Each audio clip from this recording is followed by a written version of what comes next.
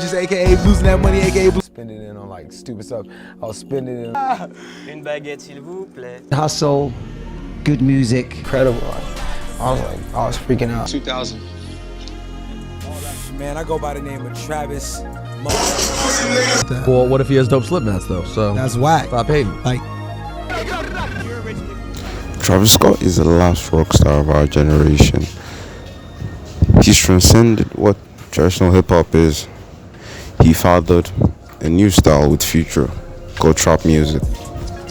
His sound is so vastly different from what else we've seen in hip-hop. Is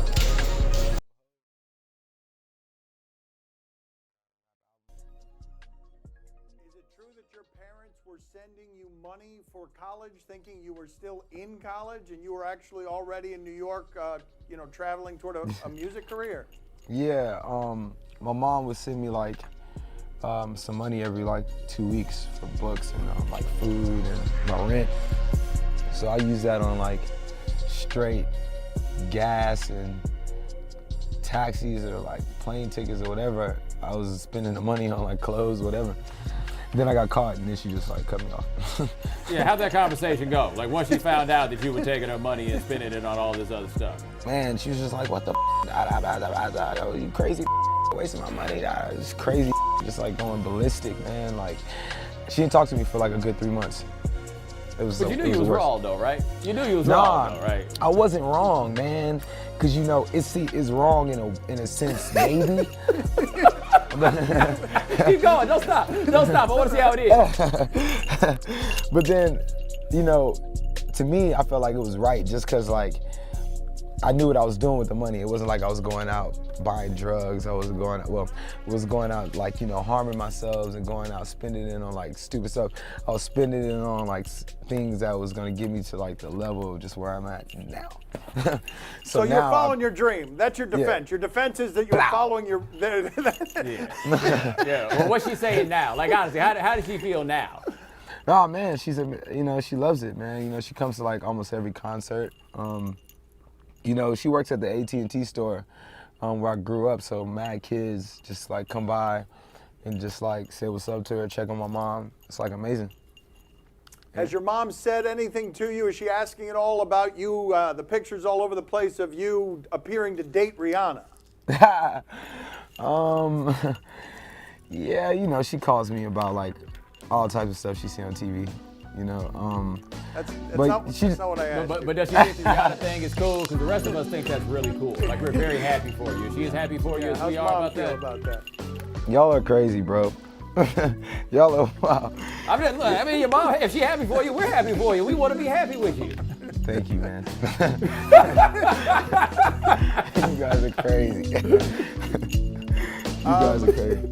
Well, how's your life changed? Because we talked about how it changed. Her sphere is a lot different than the normal sphere. So, like, how has your life changed since entering that world? Come on, man. You can't take pictures with Rihanna and act like we're not going to talk about it.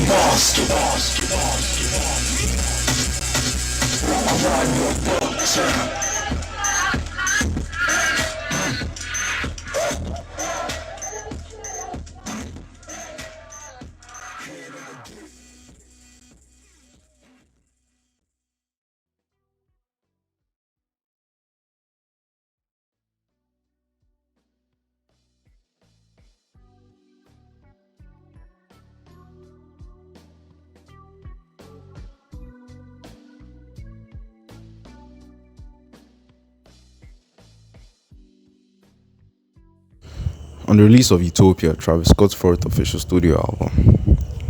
This album was a bit different.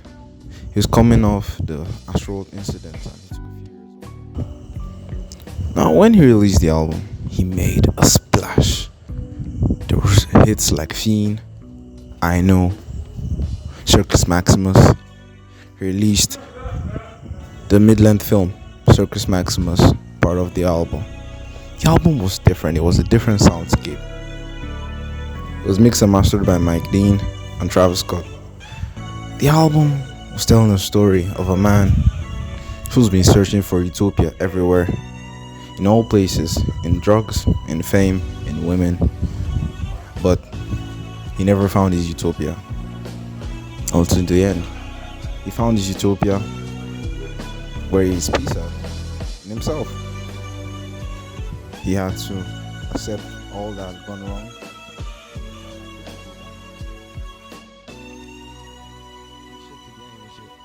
For real. Yeah. Do you feel like, how many joints did you work on? I don't want to talk about that now Okay. because that's giving away shit, and shit's Put not a stack? finished. You Like a know, rack of joints? I've worked on some stuff, but it's all in the air. But Yeah, it's all it's- there, baby. Yeah. See how it all lands, man. But Ye's really like working on his album. Like, this is his album. He's going in. Like the passionate. Yeah, he's super into it. Like him, Yeah. hands on. And the music saying, what's the music saying? God like, Jesus, baby Jesus, like, what's it saying, man? Is it spiritual? Are you going to take it to church? Are you going to Man, preach on it? with him, it's where he's at right now mentally. And right now, I feel like mentally he's at a crazy good, like, ill spirit, creative spirit. So the album's just gonna be like, man, just L-I-T, lit Yeah, lit. to the fullest form. Yeah, man.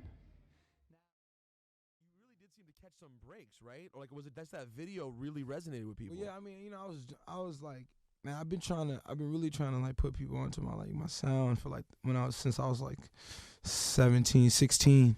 So it was like I graduated when I was like 18 or like 17 and a half. And so when I was just out there like immediately, but it was kind of like a good extend, man. God willing, man. I thank God about that every day, But I mean, I don't know, man. I guess it's like talent. I guess I don't know, man. So then you get out here and you go see Kanye. yeah. So I don't see him for like the first like week. Like he's like a ghost. And you're like, I came here to see Kanye, right? Like, Yeah, and I was asking Kill, I was like, yo, what's going on? He's like, man, I don't know. So I was just like I was like working on songs, man. Like, I was working on Cruel Summer. So like all the songs I was just working on. Then I was like scoring, that Cruel Summer film. Mhm. I was What like, were you doing what were you doing for Cruel Summer specifically on the songs? man, I was just like doing production. Like he'll give me a track and I'll just like work on it. A track that's already done, that's already set up. Like an idea. It's definitely nowhere near done. So it'll be like a sample will be there, whatever it is. It'll be like whatever it is. just some loose shit, like, yo, I got this idea. What you got? and then you go through and say, Just post up and just go hand. on the machine, you're like you actually hands My on. computer, yeah, hands on. What do you use? I use Logic. Okay. Wow, this is the first time I ever said that ever Really? in my life. Yes. Wow. I've never told That anyone. was an easy score. Thank you. It might be the last time I use that program. No. I have a good hookup for you at Logic. Okay. Then, when I was back in LA, so this is when I met LA Reid, and so we kind of just worked something out. And so now I'm gone, and like I'm like just like sitting around. I'm like, damn, I met Ye for like 2 weeks, and then I finally met him. Then I played him my album. He's like, damn, bro, like he's like, you're like super like ill. He's like, damn, like he was just like talking to me for like 2 hours, showing me like all these ideas. Then like 2 weeks later, like I got a call. He's like, yo, Kanye wants you to rap on the song, which is like the Sin City song I did on the album. And I was like, damn, this fool want me to rap? Like, I was like, damn, I must be cold. You're like, damn, I am nice. I knew it. Then I started rapping. Then once I sent my verse back, he was like, man, you got to come to Hawaii. So that's when I went to Hawaii. So you did the Hawaii trip too. Yeah, I was there for like a long time, bro. I was there there way too long, man. Like, What's too long in Hawaii? How long is too long in Hawaii? Nah, it wasn't like that. It was just like, man, we just like,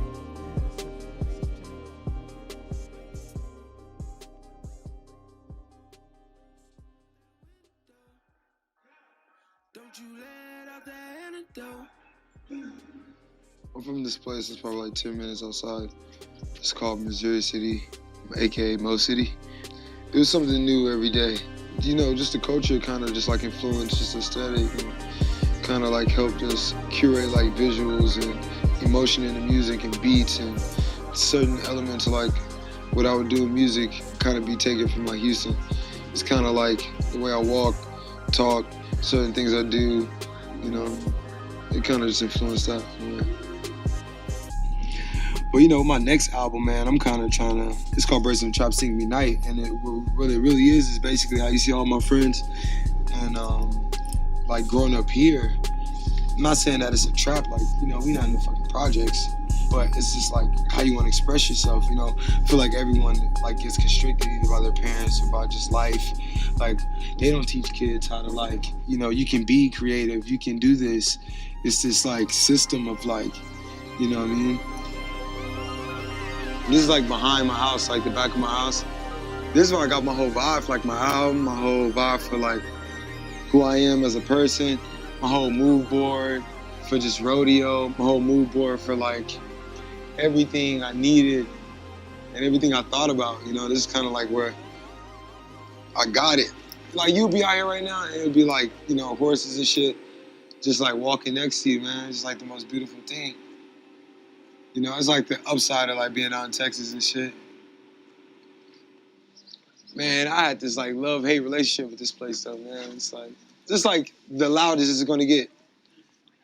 Like, it gets no louder than like a couple cars. Like, imagine that, man. I lived here since 2000. Yep, 2000. My little brother and sister was born. We had to get this house to get a bigger house. That's my room up there. I used to jump on this shit right here. And then I used to have to like, this is how I got my skills. Jump up here and then climb and get my crib right there.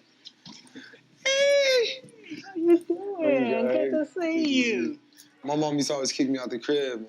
Yeah, Miss Scott would like let me just come and bring my speakers over and bang out. It was mostly just chilling, you know, friends, creativity, coming up with ideas, and then it just happened. It was really the passion.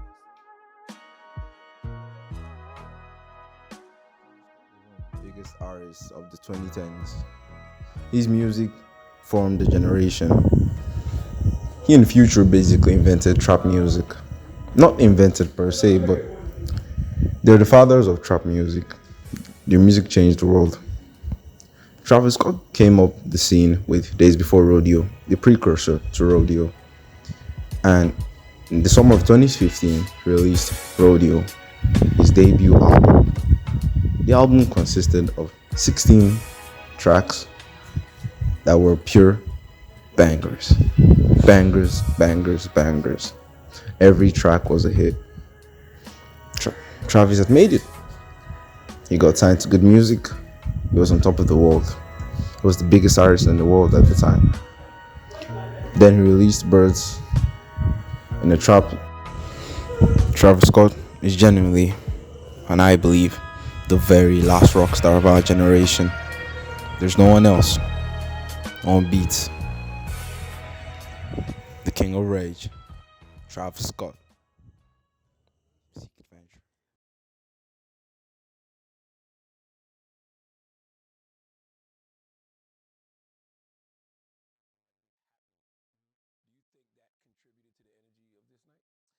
Yeah, nah, I think, you know, it's something I've been working on, you know, for a while, of just creating these experiences and trying to show like the experiences happening in a safe environment.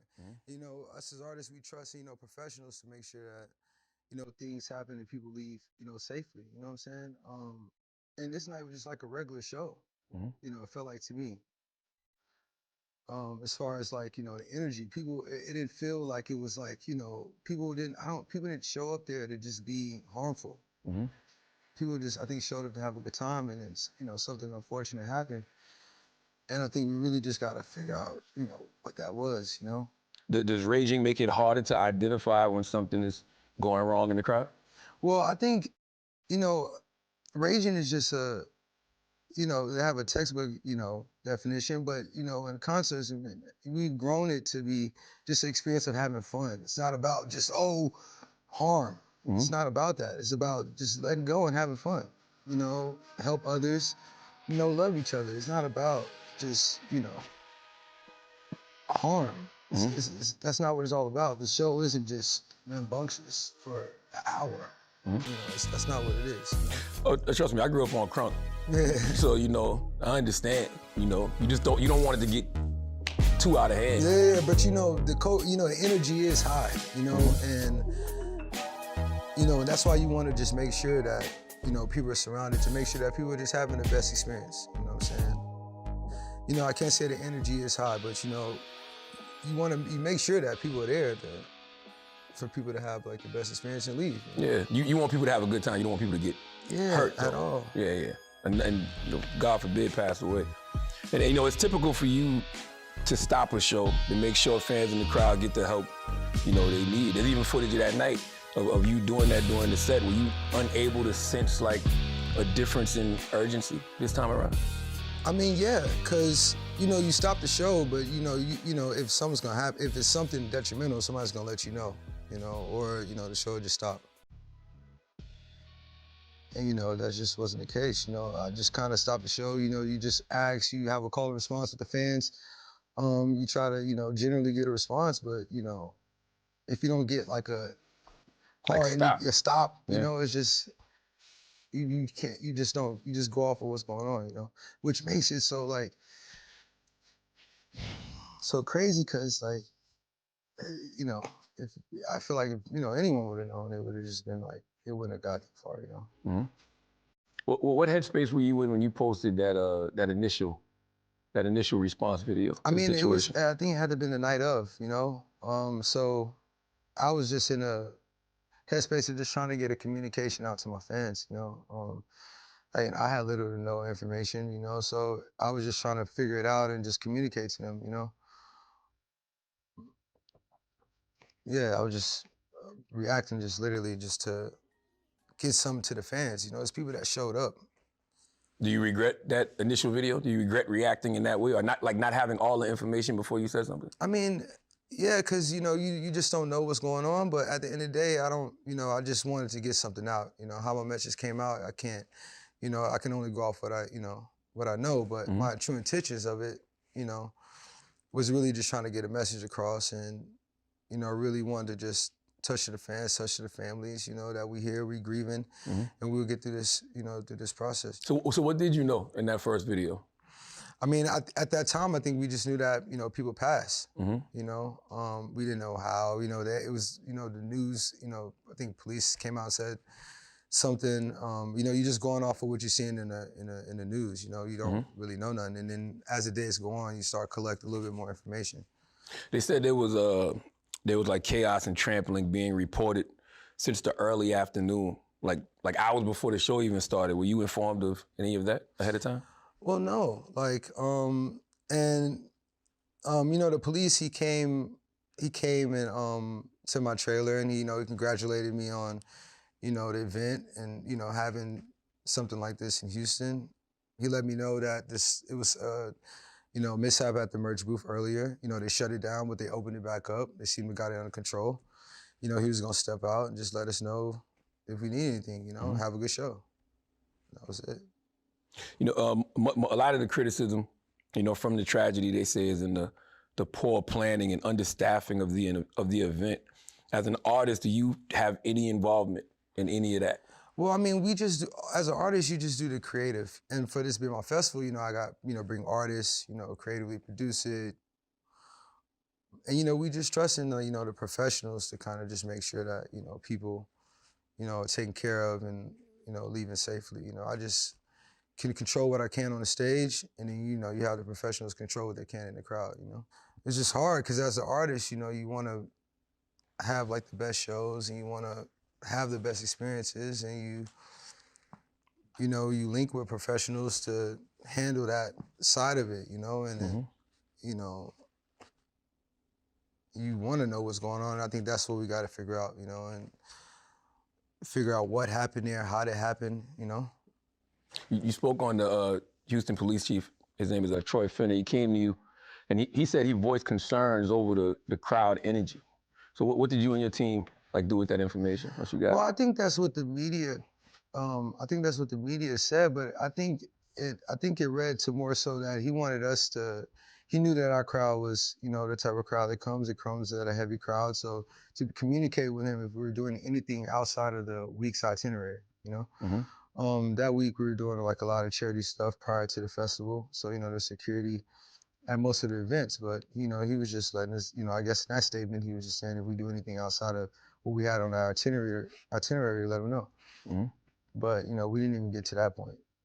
It's crazy. Just being kicking it with you for a little bit, like I can see that, this is weighing real heavy on you.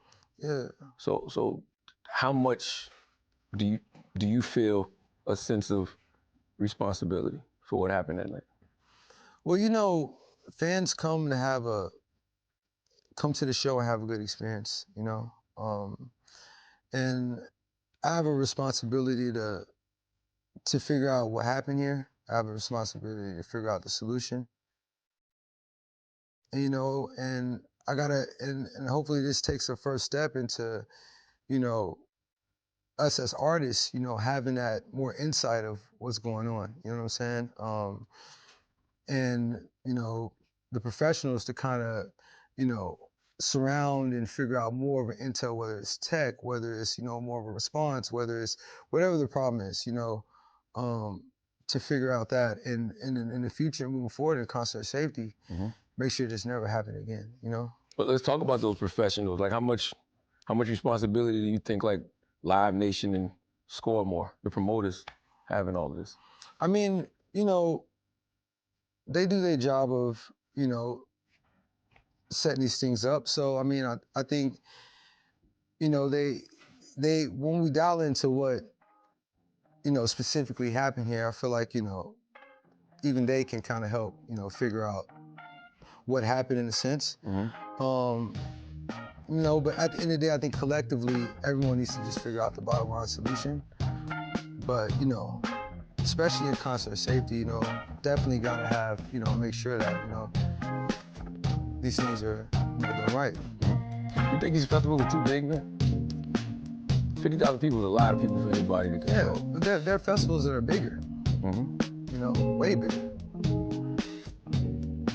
And, I just think it's not about the maximum of it. I think it's about the attention to what's going on and how it's going on. And as long as that's handled, I feel like, things can be, can go okay, will be okay, But if you look at it through the history of festivals, this isn't the first time happening. There's been a long history of this, So I feel like if you look at the overall, view of that, and you kind of like dial in, okay, what could we do better to fix this overall for general concert safety? I think we figure out the problem, and make it better for people to have better live experiences.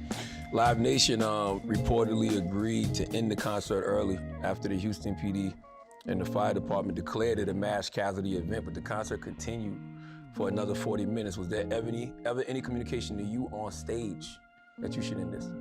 Well, yeah, I mean, they just told me right after, the guests get off stage, we're gonna end the show. And that's what we did. Other than that, there was no other communication. So you mean after the guests? What do you mean? Yeah, after the guest comes out, okay, we're gonna end the show. But it wasn't a communication on why.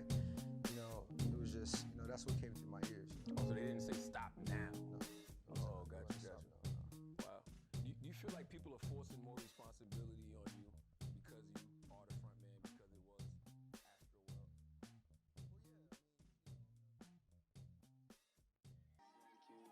Adrenaline. You know what I mean? It's like, if this breaks, I will do life for this.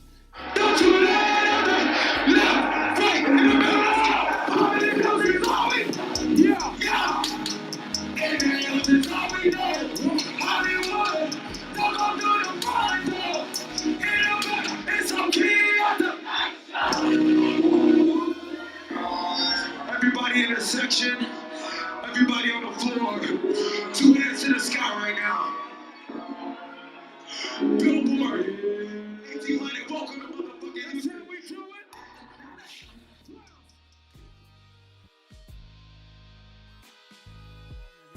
change again, even though y'all aren't the ones doing shit wrong. Yeah, I mean, I kind of went through the same similar thing when I was out here in New York myself, man. I kind of got into a little trouble out here, you know, because a cab didn't want to pick me up, and then the guy it was raining, and I walked into a bar, and the guy didn't want me in the bar, so he straight pushed me out, and it's like this whole big ordeal, la la la.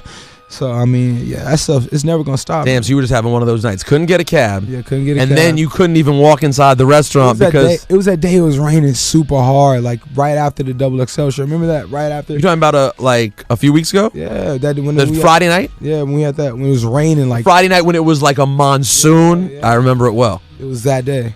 Those type of things never gonna stop, man, no matter. So you just gotta put yourself in different positions, man, and parents gotta do better with just directing their kids and just not being so loose-headed, man. Teach your kids something, let them watch ill movies, show them your creative things.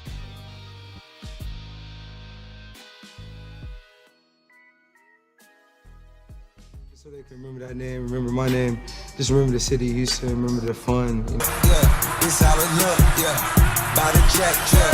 Just check the fronts, yeah. Pass this to my daughter, I'ma show her what it took. Baby mama cover fours, got the... You're a very young man, you're still probably working things out for yourself, so having people look up to you. Yeah, I mean, shit, I just gotta balance.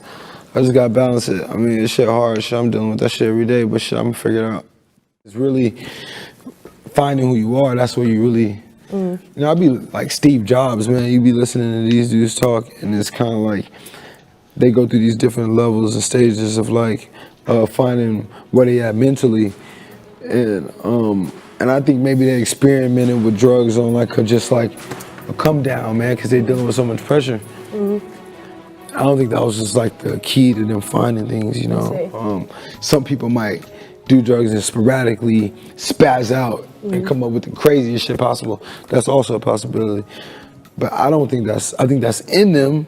They just didn't know it. Just didn't know it. You know what I'm saying? Yeah, that's why I started my own label, Cactus Jack.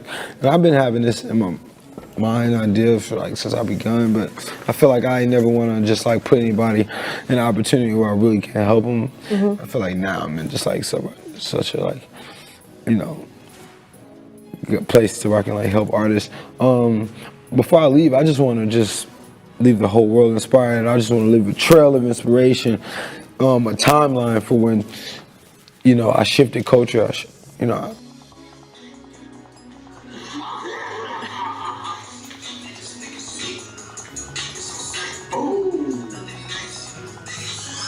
Nothing nice, ooh. Ooh, checks over stripes.